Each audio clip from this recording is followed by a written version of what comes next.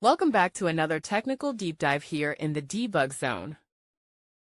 Today we're tackling a big question and breaking it down with insights from other users. Hopefully this clears up some misconceptions and helps you get the answer you need.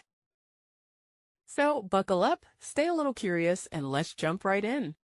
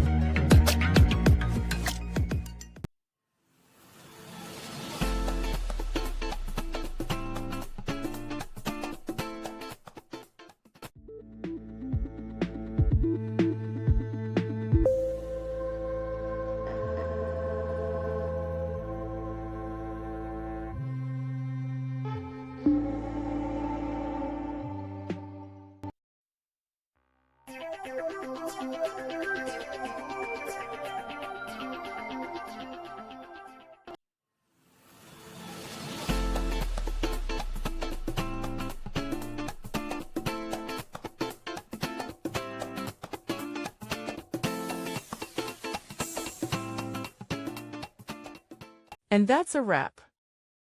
I hope you found the answer you were looking for.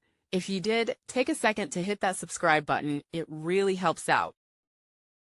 And let me know in the comments which solution worked best for you.